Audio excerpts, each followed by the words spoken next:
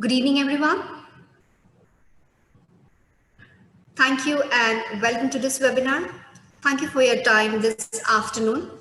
I would like to thank you all for taking and blocking slots for us.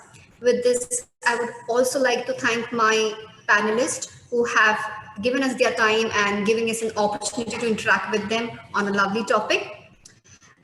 With this, I also would like to interact with my lovely audience, knowledgeable and eminent speakers. And I would request all my participants and attendees to please write the questions while we are going ahead amidst the webinar in the chat box.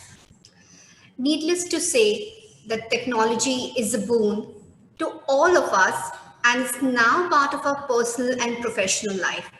Technology transformation had been opening up new landscape and adding value in our current business processes, innovations, and helping us in enhancing customer experience. Digital era does has help businesses to ideate, innovate products and solutions. With that, we are seeing promising growth in industries leading to efficiency and influencing intelligent decisions. In order to throw some light today on this topic, I would like to invite my eminent speakers. My first panelist is Dharmarajan S. He carries leadership experience over 25 years in multinationals such as Philips, Johnson & Johnson, and in the top management team for over a decade in Telenet System Private Limited. He's currently in the board of directors in a few promising tech companies. He has done his specialization from IIM Ahmedabad and Wharton Business School. Welcome, Dharma. Thank you, Yasmin. Namaste. Welcome all. Thank you so much for your time, Dharma, this afternoon. With this, I would like to invite my second panelist, Ashish Jha, who carries over 17 years of experience focusing on enterprise software, product management. He has been driving product strategy and roadmap for multiple years, along with the delivery and execution. He holds 2 patents in advanced pen analytics. He is a thought leader who continuously strives to bring latest technology to solve real business needs. He has his MBA degree from IIM Kozhikode and engineering degree from NIT Jamshedpur. So thanks again, everybody. Thanks my speakers. And let me begin with the forum discussion. As you all know, the topic we have today is Digitalk on how to encash on your ideas and productize it. It's a story in a nutshell that will talk about tech innovations, dealing with industry challenges, thus supporting the productivity, growth, and driving customer experience with increase in revenue flow for the enterprises. With this opening the forum, the first question for Dharma. So Dharma, as you know, we had been hearing, talking all over about tech, latest innovations, disruptions, and about industry challenges and industry benefiting from tech innovations and ROI. So what do you have to say about it? Thank you, Yasmin, for that wonderful introduction and for this opportunity. It's really nice to see so many people from different industries and different functions joining us here for this talk. Thank you all so much for joining. We have entrepreneurs, we have senior managers, directors, administrators, academicians, artists, technologists, marketing professionals, lawyers, finance professionals, bankers, and investors are here with us today. Wow, that's quite a mix. That's a unique mix and a nice flavor. Thank you all for joining. Let me attempt with my views. Do you remember that photo or a picture, the one showing all of the electrical products that have been displaced and bundled into a modern smartphone? Every office desk had a fixed line telephone, a bulky monitor, a massive computer processor with fan going on and off all the time, and also making some noise.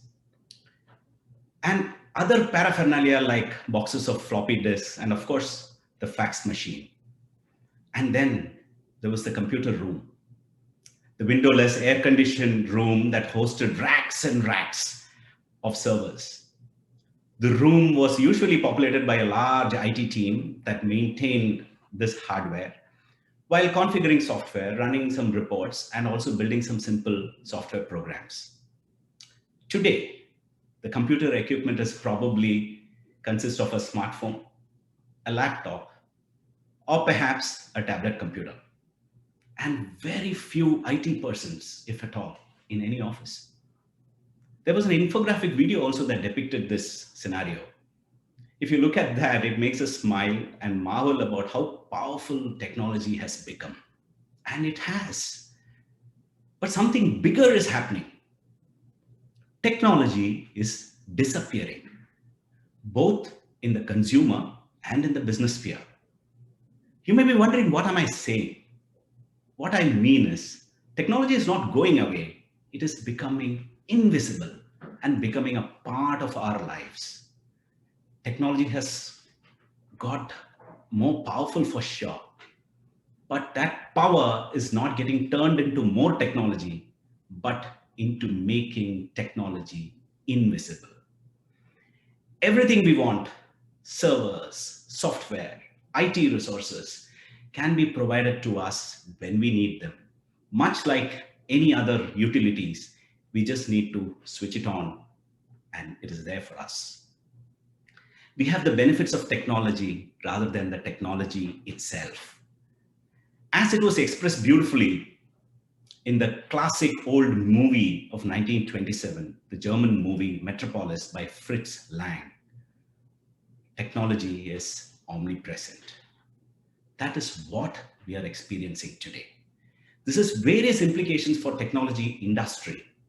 The importance of system integration, for example, is declining. Setups have become much less complex. For technology providers like us, it means two things. First, in this new paradigm where business consumers can instantly turn on new technology services, they can also instantly turn them off. Switching costs are disappearing alongside technology. And to keep customers, providers need to be offering ever increasing levels of value additions. The second implication is that the nature of how we create these value addition are also changing. If we look at the enterprise tech market, we can trace a clear evolution of value creation. First came the hardware, the giant machines or the computers that allowed companies to manage simple processes at scale, like, for example, the airlines bookings. Then the software decoupled from the hardware. It became possible to build more logic into them and generate more value from software. This allowed enterprises to handle more complex functions like logistics and inventory using software, like ERP for that matter. Now, with the advent of cloud computing and software as a service and Internet of Things, we see a new shift in value creation from ease of integration to ease of use. Now, companies are becoming free from the need to install it, run it, maintain it, and upgrading it. And so the monolithic application started getting displaced. The users can choose solutions that have the best user experience or UX. We are now moving into a new phase. The next phase of evolution will come in as microservices, APIs, and artificial intelligence that allow for technology to become simultaneously finely grained, easier to integrate with one another, and smarter, putting us on the course for technology as a service or even everything as a service. And the customers can expect returns on all of these. These are not just costs. For example, now the focus will shift from seeing return on AI to revenue from AI. The new lingo for that is RAI, RAI.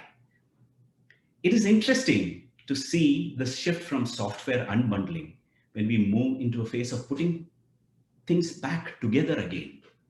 However, this rebundling is not about some features or functionality rich applications, but as a service. the trend towards smaller and better services isn't getting over. Instead, the opportunity is for platforms that integrate these best of the breeds functions to reduce friction at lower costs. So with improvements in AI, competitive advantage will be obtained through integrating and connecting customers with the right services at the right time. Like how I mentioned, technologies may disappear, the services may also continue to disappear. In the case of banking, for example, the first phase of digitization was about dematerialization, removing the physical stuff like cards and cash. But the next phase will be seamlessly integrating banking with the rest of our lives, making it all but invisible. Going forward, you may not need to open an internet banking portal to do your banking transactions. It may be that technology for transaction could well be embedded in our general walks of life. So the bank's proprietary channels like web portals, apps, bots will give way to third-party channels like, for example, WhatsApp, Telegram, Paytm, or whatever that may come next. And like technology providers, the banks also have to provide increasing levels of value adds to keep their customers. It means that for banks to help customers to make better informed and financial and commercial decisions, they need to introduce them to the right services tailored for their context and needs and delivered seamlessly over the right channels or even different channels seamlessly. That onus is on us, the solution providers, to make this happen.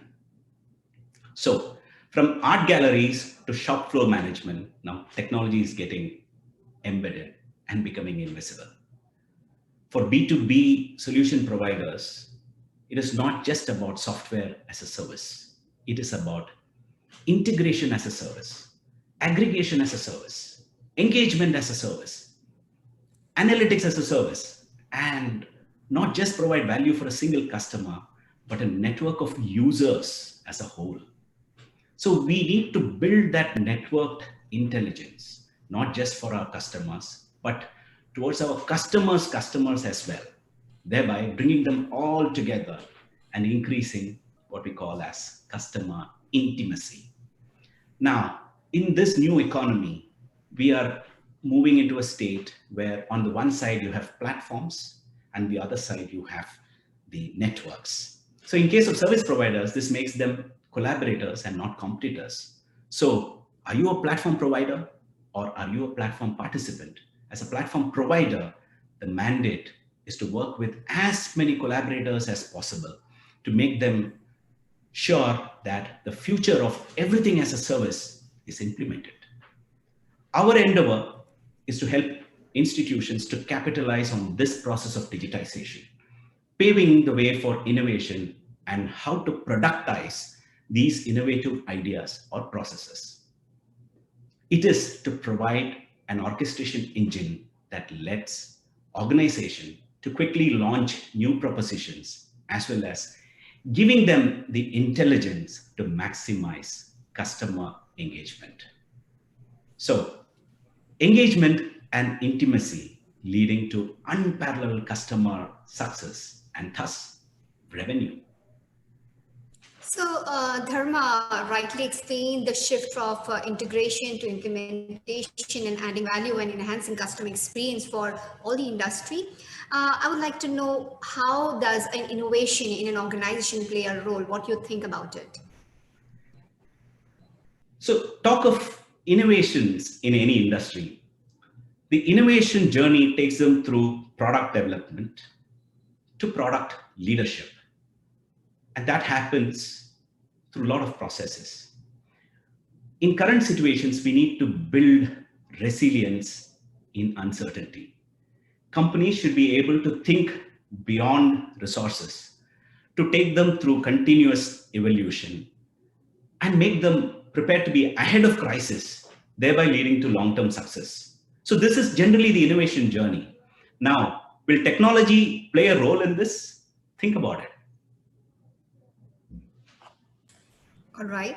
So, I mean, new innovations, new strategies, new integration, collaboration with the providers who will be supporting and innovate and disrupt in the industry to get the ROI.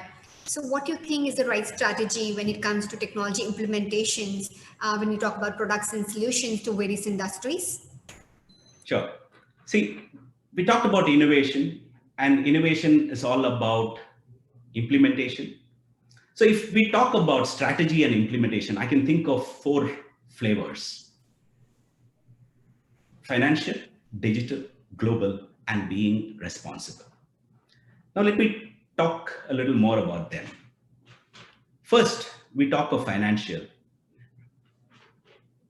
To counter the perception of an avoidable expense, today, is technology an expense? No longer.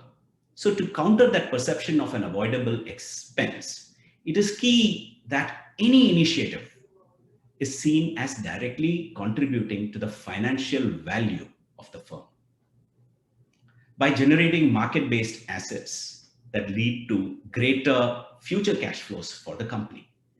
Some examples that I can think of for market-based assets are like a strong brand, significant base of loyal customers, channel partners, stable price premiums, etc. The overall perspective can be called as the customer equity perspective. That is, building the equity of value of the firm through customer base, and technology is going to play a role there. Now, second, digital. Ubiquity of digital consumer behavior because of great advances in technology. Marketeers now have a plethora of new digital channels to place and promote their products. And consumers also have a plethora of digital platforms on which to interact with marketeers and amongst themselves as well. Now, third, if we talk about the operations are now becoming totally global. Supply chains are also growing global. We order everything from books to music online from providers who may be anywhere in the world.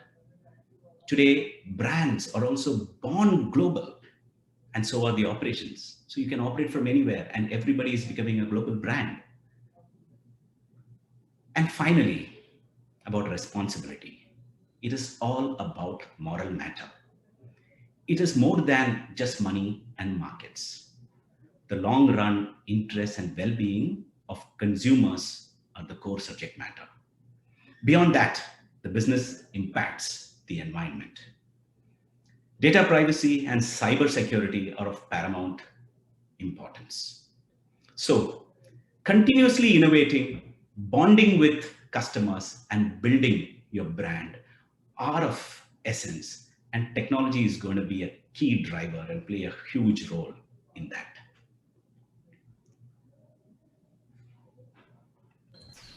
Thank you, Dharma. I think you have really covered a lot of insights when it talks about technology shifts and global brands, acceptance and usage. So, Ashish, Dharma has rightly mentioned technology is a must. And according to me, it's no longer indirect side of the business, it's relevant and direct side of your business. So, as you're aware of the yesteryears, technology was assumed to be a product where people will need this, choose and use it, and was not a required part of business life. I can see that it has more transition to a service-based model. What's your say on this, like technology as a service that we've been hearing now? Thank you, Yasmin. Good afternoon, all, and thanks, Dharma, for setting the background and the context very well.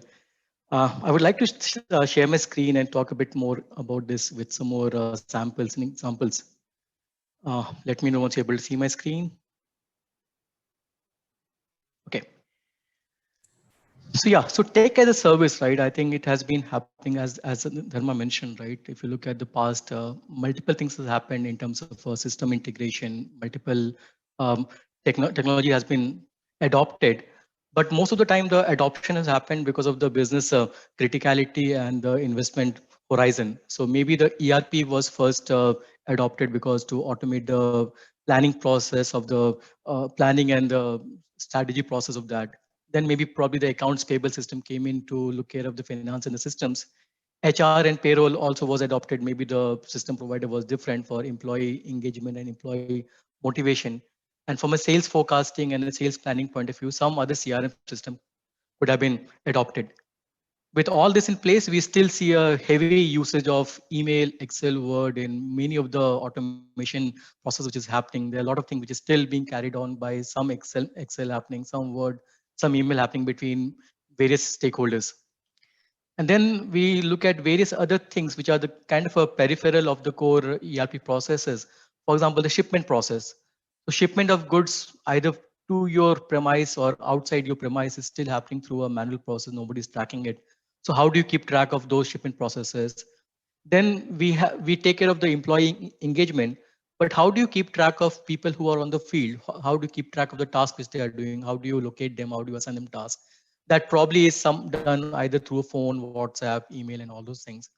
And then even though there are CRM systems in place, but when it comes to the last mile customer request, when it comes to the last mile customer fulfillment, it is still largely through emails and phones and all those things. And one more aspect which we feel is that many a time when companies are engaged in some kind of installation, repair, or maintenance work, that is also typically kept outside. So yes, there are systems in place, there are products in place, but the problem still lies that these things are not integrated, these things are not linked to each other. So when you talk about tech as a service, right, one of the key aspects from our side is that we constantly work on how to combine the system which has been in place in the past, the legacy system, and also the future system. I think there are lots of things happening in the market, WhatsApp happening, there are some things moving across the on-premise, on cloud, behind the firewall, many places. So how do you bring things which are behind the firewall, which are being used by the customer for quite some time, which are hardware centric, to the new things which is happening on mobile, to new things which is happening on cloud? How to combine this? This is the where the tech as a service plays a very integral role. The second example which I wanted to highlight, the analytics, is one of the key area where the service-led approach really works. Let me give an example why, right? For example, stakeholders, the senior stakeholders in any company, they want to do data-driven insights. They want to make choices. They want to make strategy backed by data. But the problem lies the data is in various places across multiple formats. Some are structured, some are non-structured. How do you bring data across sources into one particular format, into one particular place? That again is a service-led approach, which we have think becoming very popular, of how to bring everything in one place, how to map the things, how to define the master table, how to define the different tables coming in one place, how to model various metrics, how to define various KPIs, depending on the industry, depending on the processes, and then putting it all in some kind of a visualization layer, which is very beautiful for the end user to look at, which is intuitive enough and which is very interactive, so that they can see what is happening in the company and make choices for that in the future also. So this data-driven insights is largely led because of the tech as a service, and this is where we think industry headed towards. Yasmin. Thanks, Ashish. I think this slide that you are showing to everybody is very simple and well articulated for everyone to understand. There was just a question in my mind, like we're talking about insights, innovations, and productization in today's state. So, in real time, do you think insights really solve the business problems in real time, and helps service providers to innovate and productize? Do you have anything to talk about it? Sure. I think for the insights which people are looking from a real-time basis, I really want to talk about IoT, which is a Internet of Things. And for that, let me share my screen one more time. So let me define bit basics about IoT. So Internet of Things is all about bringing together sensors, which could be electromagnetic and software, and how the data can be transmitted between them and how this is available on a cloud. So this bundled together is what is called as IoT. And IoT is not a new concept, by the way. So long time back when we're talking about SCADA systems and all those things, there were tools in place which could observe the equipments in a factory and read what is happening there. Why this has become so popular now is because of the cost of the sensors it's coming down. The cloud computing, as Dharma mentioned, is becoming very popular. And then the need for the customer that I would want to see whatever is happening within various places in one place. The need has become very strong now. So with all these factors in place, IoT is one of the key factors or key tech which people are looking at and how to use it. I would like to talk about some examples which we have been hearing in the market. So first thing which I want to talk about is the smart cities. So I think in India also we are looking at smart cities. Various cities have been nominated to be smart cities. So within smart cities, IoT can play a very integral role of how various aspects within the smart city. For example, there could be a solar panel linked somewhere. So how much power is coming from the solar panel? What it is being used? How much power it can sustain for how long? So those small IoT devices fitted on the solar panel can give me those ideas about that. Then the transportation, how are the trains running? What are the buses running? Which is happening on time? What is not coming on time? Where are the congestions happening? Where are the traffic rules happening? Who is breaking traffic rules and all those things? So the entire thing, again, based on the IoT devices, could be linked to each other, and then it could be brought to a central level. Sanitation, again, sanitation and water, right? Again, is a very important thing from a town planning point of view. And within a smart cities, this play an integral role of, again, this also aspect can be automated, and the real-time insights what we've been talking about can be driven from this small IoT devices fit in these kind of things also. Again, if you look at most of the smart cities are talking about Go Green, which is about recycling. So we can have IoT based insights. We can talk about what is being where are the wet waste happening, which is how are things getting consumed over time. So again, IoT can play a big important role in bringing all these things together into a real-time insights. So smart cities can be managed well. And also this data, which we capture on a real-time basis, this can become a very good historic data to plan for future expansion for smart cities also. The next example which I want to talk about is agriculture, and specifically I'm talking about industrial agriculture. This is very popular in the Western countries, and we have heard people in we have inquiries about from US and Canada, where they want to use the IoT based devices for industrial mass scale agriculture. And within agriculture, these could be some kind of a simulated environment. This probably will be within covered places, within big factories and all. And here for the growth of the plant, which can be any plant, right, from the seedling to a small sapling to a big plant, there are factors which is from the environment which play a very important role. Factors such as humidity, which is very important, light. For example, what happens in this kind of a factory setup is that the light from sunlight is simulated inside. So there are ultraviolet rays which is given to the plants for half a day, and it is shut down for half the day. So it simulates daylight and nighttime, right? So the density is very important to be captured on a real-time basis, on also the temperature. So all these three environmental factors, humidity, light, and temperature, is important to be monitored on a continuous basis, and also needs to be controlled. For example, in case there's something outlier happening, right? For example, the temperature suddenly goes up. Maybe there's a malfunction in the air condition somewhere.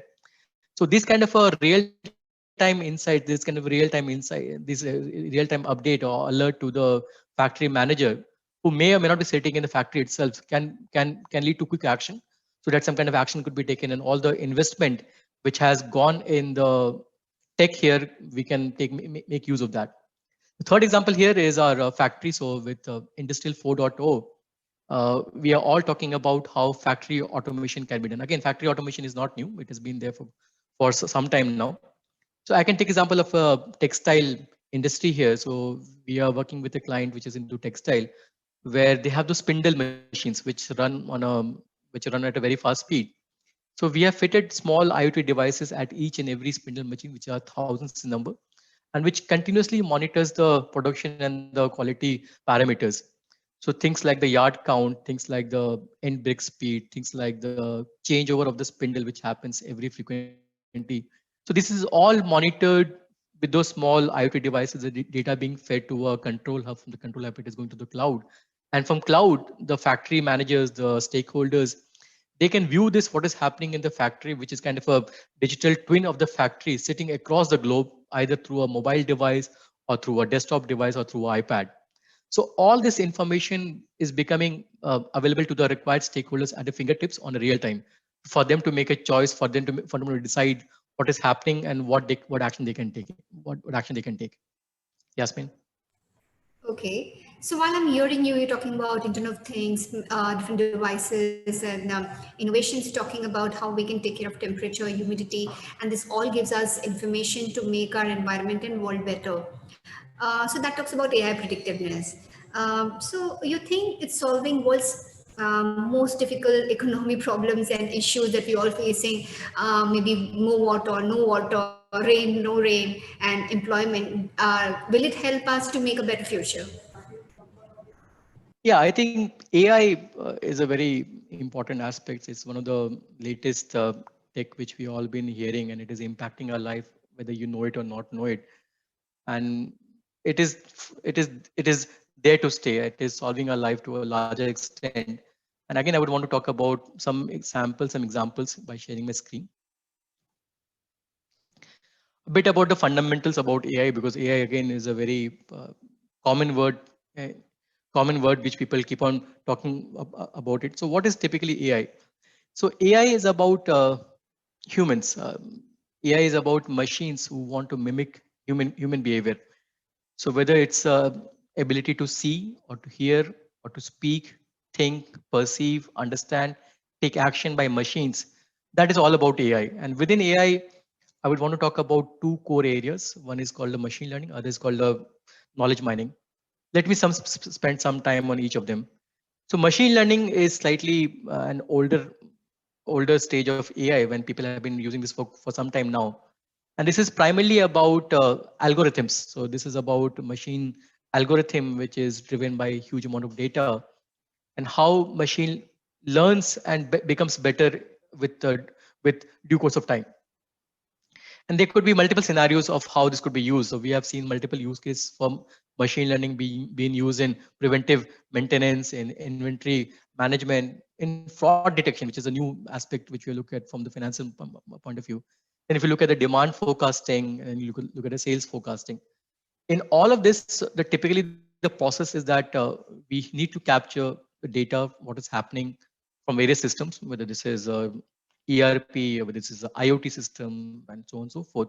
This all needs to be fed to a training engine, which is the core of the machine learning aspect. This core engine learns and this gets improved over time. And then it starts showing you results for future. For example, for preventive maintenance, we are talking to a client in Latin America who have this compressors for various activities, right? So they would want to know that this compressor history we have for the last 7 years now, that when was the maintenance done, what was done, and all those things. Now they want to know that when would this compressor fail in future and what I can do to prevent it. So we have built a model for them so that they know based on the past history what has been the external factors which led to the failure of this compression machine. And now we know the parameters which is currently going on. We'll look at the environment. We'll look at what is happening right now based through IoT. And this can forecast that with this machine is going to break down in the next 18 days. So please take an action right now. So that could be one simple example which we have talked from a machine learning point of view. The other aspect, which is the knowledge mining, which is the latest, which is one of the new age technology which is being used using AI. This combines various aspects or various services, as we call it, as Dharma mentioned about API. So this uses a lot of API, which is there for the AI engines. And this APIs could be for language, it could be for speech, it could be for web search, and so on and so forth. And it combines to solve a particular problem. And it is used to find hidden insights. It is used to find something which is not evident from, let's say, a machine learning or from a model point of view, but it is hidden somewhere in the data. And the data here, which is very good part here, that this can look at both structured, which is, let's say, rows and columns and tables and all those things, and also non-structured data. Non-structured can be pictures, videos, scanned images, various other things, which is difficult for machines otherwise to understand what is happening in those non-structured data. So this knowledge mining looks at both the structured data and the non-structured data to give meaningful output to the end user. Let me give again a example which we have heard, which we are working on. So this client of ours is a German company. This is a chemical company, and they would want, they're doing an employee survey. This is an annual employee survey which they want to do. And one of the key goal for the senior HR team and the leadership, they want to know that what are the key factors which employees, what will make the employees more motivated, how to keep them more engaged. This is a big company spread across the globe, so they have people speaking in multiple languages, German, French. Even in India, we have Hindi, Tamil, so on, various languages, Chinese, Japanese, and all. So people would want to, they want to know what is happening. And again, if you look at the older way, so people typically have those survey given out in SurveyMonkey or any of the Google form and all, and then we can have those tabular reports.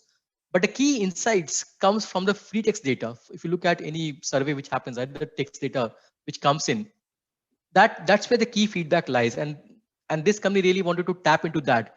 They wanted to understand what people are saying, what people are speaking in their natural languages, and what are the key themes, and are the people happy or not. So this sentiment analysis was done with this data which is coming from the employee survey, and this again coming through multiple thousands of data which comes to us, and it can come again to multiple format: Excel, CSV, JSON, XML, and all those things. And then we run it through a various kind of services. The first service could be probably the language. For example, people, when I speak to my friends, right, I somehow combine Hindi and English. So when people are giving the feedback in, for example, when you write in WhatsApp also, right, you mix languages.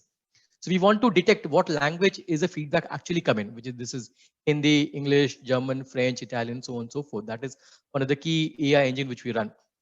The second thing is that Ashish, thank you. That's a very generic example that is like helpful to understand to people in day-to-day life.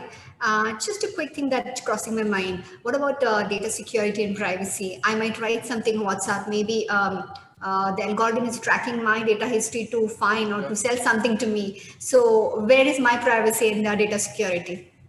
Again, yeah, so that's very, very good. Even in this employee survey, which we're talking about, I was about to say that one of the things which we did was that we first of all did made the data anonymous. By that, what I mean is that any kind of a data which you can know a person, for example, name, email ID, phone number, is pretty evident. But even within the paragraph, in case there are certain things about friends' name, about people, there are techniques again within the AI itself by which we can extract it and expunge it, so that there's no biasness to the system, there's no biasness built into the system. So that data security aspect can also be built in within the AI engine itself, so that there's no data breach happening when the data is being sanitized, when the data is being processed and the data is being presented to the senior management, so that there's no punitive action taken against any individual. This is from the corporate point of view. Individually at a B2C level, I'm sure that there's a lot of debate we must be happening about hearing about WhatsApp, Signal, and all those things. So there are debates happening. I would not want to go too much into depth about that. But in the B2B sector, I think these AI engines are pretty much built in to take care of how do you remove those individual data. And now that with GDPR in place, all the ISP vendors have become very sensitive about how to handle customers and especially individuals' data. So that helps. So probably there is one question again. I think it's interesting to see the innovations. I see anyone who has great insights and have a solution to a problem in the industry can innovate and productize that idea, and it can be a solution to someone. However, like in one of the forum also, I did address this question with AI being in progress in a life innovations. I mean, do you think it's taking away my workforces? Understand that we need to rescale our experience and skills when it comes to tech. However, it is sad to let go my experienced professional who had been adding value since years. So what about the resources in today's date? So maybe the question can be answered by both of you. Okay, let me go for it first. See, the innovation is going to be the way forward, and technology is here to stay. We have seen this in the past when, again, I go back to the example of banking. Earlier, the banking transactions were all done manually. We had those teller machines where we used to fill the forms, give it, and they used to do the transaction in a manual way. And then suddenly the computerization came in. There were a lot of hue and cry when the computerization came in, saying that people are going to lose jobs and things like that. What happened? the computers stayed. And now we're seeing a lot more advances in technology. What happened to those people? Did they lose their jobs? They were all secure. It is just that they had to upskill themselves. People who did not know computers, they started learning computers. And now they have a little better skill today. Probably that is now making them even more technologically savvy, and it's becoming easy for them to transact now. So that's what happened, say 20, 25 years ago when the banking went for computerization, simple computerization. Now going forward, there are going to be a lot more of innovations happening. Today, a street vendor is using Paytm. Who was aware of QR code, say 1 year ago? Not many people were aware of QR code, but every street vendor has started using QR code. People have started getting used to technology. So there is going to be a little bit of upskilling for sure. There will be uncertainty. There will be doubts in the mind of people, but technology is here to stay. Some jobs will get displaced. For example, the routine jobs may get automated or will get automated. That does not mean people will be out of their jobs. It is just that they will be equipping themselves with better technologies, better skills, so that they are ready for some other job which will help them more mentally and physically. That's how I look at it. Ashish, would you like to add any comment on this answer? I think Dharma summarized this very well. So I just want to go slightly philosophical on this. So I see AI and whatever new technology is happening, this evolution which is happening, right from the advent of fire to wheel to automation engines to automobiles to whatever name you think. It's a evolution, right? Human beings evolve, and AI is next in line for that. And yes, there will be certain skepticism around it, and then people will adopt to it.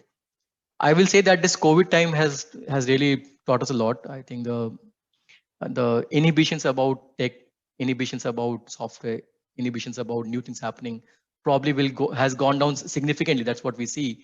I see my mother, my grandmother using WhatsApp, using Google Duo to call to each other, and they are becoming a lot more adopted. So in case they have been able to do those things, and by the way, all these things, whether it is WhatsApp call or Google Duo, they all use AI, some form or the other.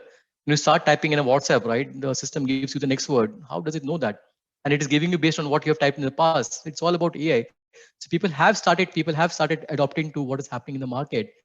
And I believe that stage of skepticism is already passed thanks to COVID. And we are well past that stage. And it is just a time of massive adoption, and the revenue on AI, which we spoke in the beginning. This is the time where this will be realized. Definitely, COVID era has given us innovations and disruptions across industries, and we are more agile than we were ever in our lives. So, Dharma, like Ashish has been talking about AI, predictiveness, innovations. So, where do you think it adds value? Because customer is the king, we normally say in the layman's language. But is it helping us to increase revenue and really enhance customer experience? Okay, let me look at it this way, not just from a technology provider point of view, but look at the industry as such and look at what our customers are doing. So organizations are changing, definitely changing. The changes in technology and also the economy are also eliciting some new sets of beliefs and practices like implementation and experiencing technology, and also a certain shift in their processes and innovations. So let me give some few examples here, or let me summarize some points that I can think of. So one is the customer himself is changing the way he is operating. Like for example, organizing by way of product units to way of looking at customer segments. So the entire ecosystem also changes accordingly. There is a shift in thinking or focus from profitable transactions to focusing on customer lifetime value. Now, this is going to be a new trend. The performance scorecard, which we were all used to, is not just about financials. Of course, financials are the most important, but also it involves market share, customer loss rate, customer satisfaction, product quality, relative to competitors, price benchmarking, brand performance, brand sentiments. Ashish talked a lot about sentiments. So we talk about people sentiment, we talk about brand sentiment. What do customers perceive? What do distributors perceive? Those sentiments, those final currents can be captured. The employee moods, happy, sad, angry, what disgust, what is that? So all these will become a part of the performance scorecard bundled in a nice way. The fourth point which I want to talk about is there is going to be a shift from customer acquisition to focusing on customer retention, to understanding the customer, to recruiting a customer. Everybody will not be everybody's customer, so recruiting a customer also becomes very important. And more importantly, customer co-creation. You work on products and solutions along with customers and build solutions for them to build scale. And in the whole thing, you increase customer touch points digitally. The next point, or the fifth point, which I would like to talk about is, we talked about customer satisfaction. Now there is, I would say the customer satisfaction is like old fashioned or passé.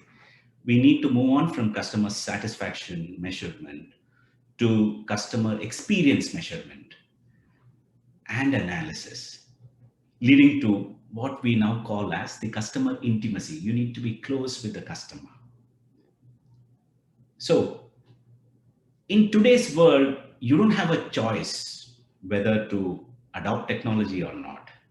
In your industry, whichever industry you are in, it is up to you whether you will adopt technology as an enabler or will you be a technology leader.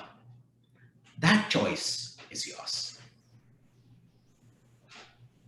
Absolutely.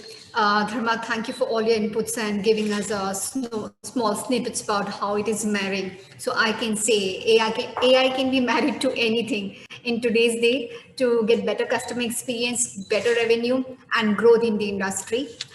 With this, I believe we are getting a couple of questions. If both of my speakers are fine, can I take a question from the audience? Sure. Thank you. So I can see there's a question from Rohan Sanghi. He's asking, how does one copyright their idea in development to avoid a bigger digital company develop it faster than them? Okay, let me answer this. Now, with my experience of working with many entrepreneurs, with many startups, I must say, maybe my answer may not be a very popular one. I must say that no idea is foolproof. If you are an entrepreneur and you have an idea, you have to assume there are already millions of people who have already thought of this idea. There is no such thing that you are the only person who have thought about it and you are working towards it. That thinking may be deterrent to the product introduction and the, if I say, ultimate success. You have to assume that your idea is already there in the market and somebody has thought of it. It may be that that product or the solution may not have worked out the way that person have thought of, but you have to assume that the idea is already there. And now to answer your question of how a bigger digital company can develop faster than, it's actually contrary. In fact, the bigger company will have many more deterrents and many more bureaucracies to handle. A smaller company will be nimble and agile, and they will be actually faster to develop that idea. So my suggestion would be is, if you have a fantastic idea, go for it, think about it, think of implementation plans, work out a minimum viable product, test your market, get insights from the customer, and then go for commercial launch. So there is a process that you follow.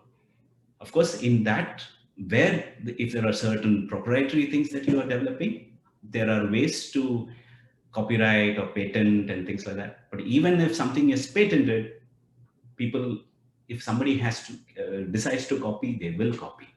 In fact, most of the big businesses are, so to say, copied. For example, WhatsApp is running, you have some Telegram or Signal now coming in. I don't want to say they're copied, but they're similar, right? But they are all successful in their own ways.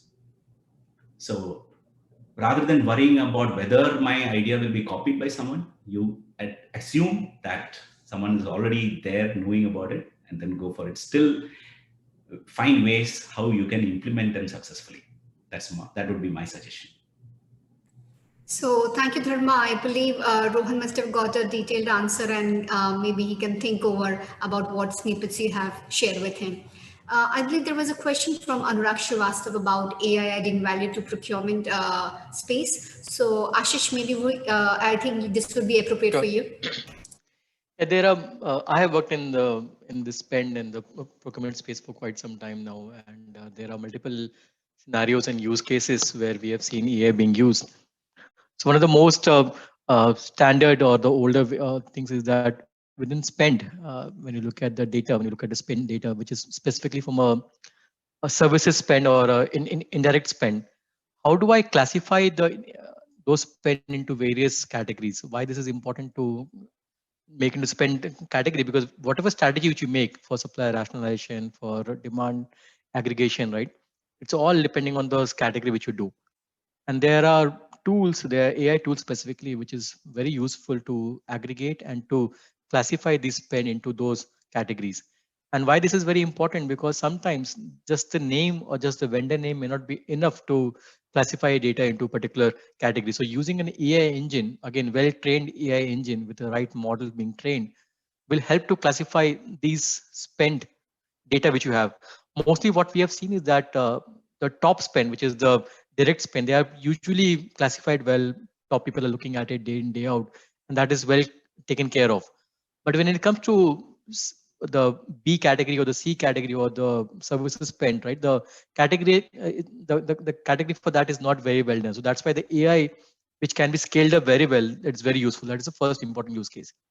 The second important use case which I can think about is from a contracting point of view. Within contracting, which is comes part of the procurement world, when you do contracting with your vendors, we see a lot of a contract being authored, right? Within the contract author is typically a natural language of classifying a data into a contract which is operative, which is clauses.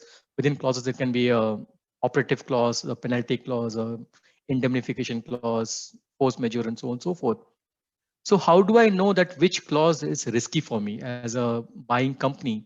Again, the AI can be very useful here. And within AI, we will talk about natural language processing to understand your contract without going through those 30 odd pages of where my risk lies within the contract using the AI engine. That's again, second important use case. Third point of view, I want to highlight that from a supplier risk point of view, which is part of the procurement world again, supplier risk can again be attributed to multiple factors. One risk is obviously to the financial risk, which you can get from the financial books. But the other supplier risk could be lingered across which we scattered across your company to various emails which is happening back and forth, various comments which has been given by the supplier manager, by the supplier contact, and so on and so forth. So how do you look at that data again, scattered, non-structured across within your company first? And how do you identify the risk of a operational risk or a financial risk that can be done? And now if you really want to expand the world, if you really want to look at the published media, if you look at suppliers, various places and what is happening in their world. So now there are AI engines linked to a web crawlers to identify what is happening in the suppliers world in a publication, which is their news articles, blogs, and all those. So how do you identify them? And then identify the key risk from that. So the supply risk is the third aspect in the procurement world where AI can play a significant role. And the RAI, which we spoke on the RAI, the revenue on AI, could be achieved in the procurement world with these three. And there are some more scenarios which we can discuss. Yasmin. So I think that sums up everything, and I believe Anurag must have got his reply. And there is one question I think I would like to ask. We're talking about idea innovations and productization. So what it takes to take an insight that has been ideated from certain problem that one can observe and then to productize it.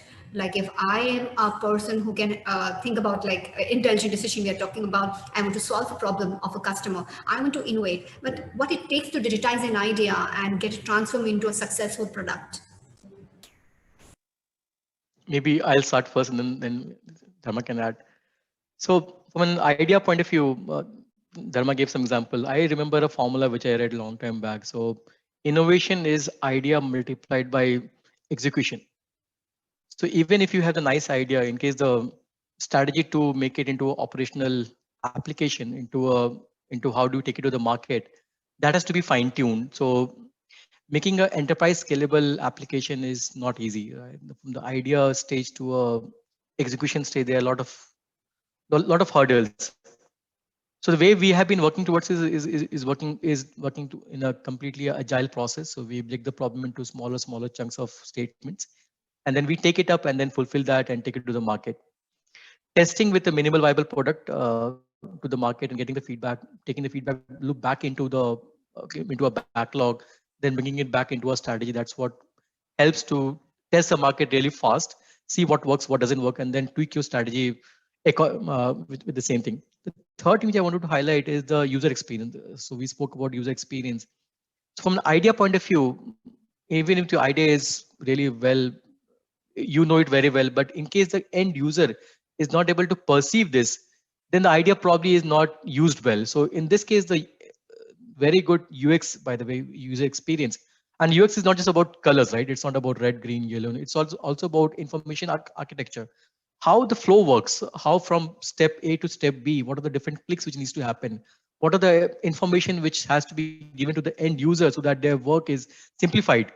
So that entire experience of translating an idea through a UX story is something which will help to take your idea to the market faster and take the feedback back into your tool. So your backlog is improved and your end idea becomes really smart, really useful, and really scalable. So I think I thank you for this reply. I know from product side and innovations you'd carry for your customers, this was an appropriate answer. Dharma, would you like to throw some light, maybe based on your experience? Sure. Let me attempt that. So when we talk of product ideas and innovation and then getting into a successful implementation, now you may have many ideas. You have to choose or find out which idea will work. So you have 3 or 4 ideas, and then you will have to ultimately choose those 1 or 2 ideas and then go into the market. So you go through a process for it. You may need to probably invest some 5,000-6,000 rupees to test the waters, to test what is there, what is acceptable by the customer. Like how Ashish mentioned, that you need to communicate to the customer, and you may have some idea, but are you able to translate that communication to what a customer can understand and then give you some insights back? So you need to kind of test it in a simple way before you actually get into a productized form. First, just to validate your idea.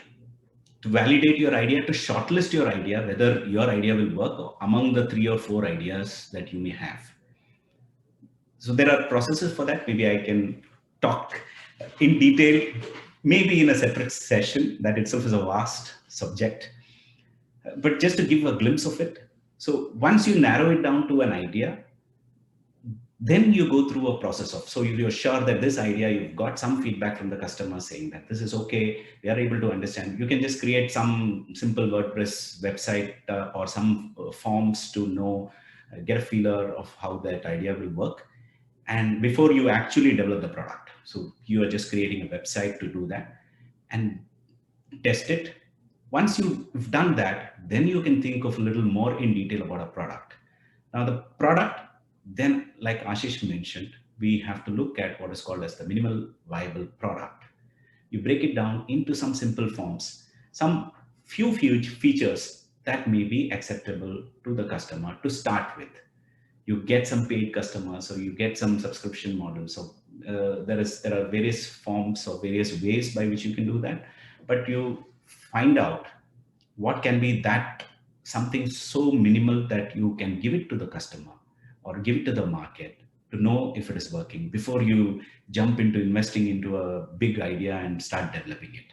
So you do one step at a time, do that minimal viable product with some minimum features to ensure that you have the buy-in from the customers. Once you get some feedback, slowly start building the rest of the features. So it has to be a journey. It has to be a well thought out journey. And at every point in time, you need to have feedback from the customers, from the market. You need to have insights that you build it into your product. Before you think of all the features, don't think of the moon. You may have a big dream of you have a dream product, but start small, one step at a time. Build so that the risks are also mitigated. You don't burn money. At the same time, you're able to add value to the customers. So that's how you look at a product journey. And then ultimately, when you reach a particular stage with some few customers tested, I talked about customer co-creation, you work with some customers, some paid customers, and then slowly build it, go to the next phase of commercialization. So that's a journey. So thank you for highlighting the journey excerpts, and like I'm sure the viewers know how one can go through that entire journey and finalize and validate the idea. So with this, I believe we are coming to an end of our session. And firstly, thank both of you taking your time out from your busy schedule. Ashish from his customer meetings and Dharmaji from his other client meetings. So thank you both for your time this afternoon, and would love to thank my eminent audience who have been here patiently hearing and asking relevant questions. Before we sign off, so from Impacture Technology, we have tried best to get a story that is apt in today's world, meeting expectations of every industry that everybody is looking to innovate. With this fast-moving world, we're progressing in various industries through tasks that is helping us to add value, drive Ray to get great customer experiencing, and support everywhere and insights in the world that helps us in product innovation in a real world. So with this, I'm signing off, and I would love to hear any questions or any other query. Please do drop a note to us. We will be sharing you an email, and you can get back to us if you need any assistance. Thank you, and see you soon. Bye.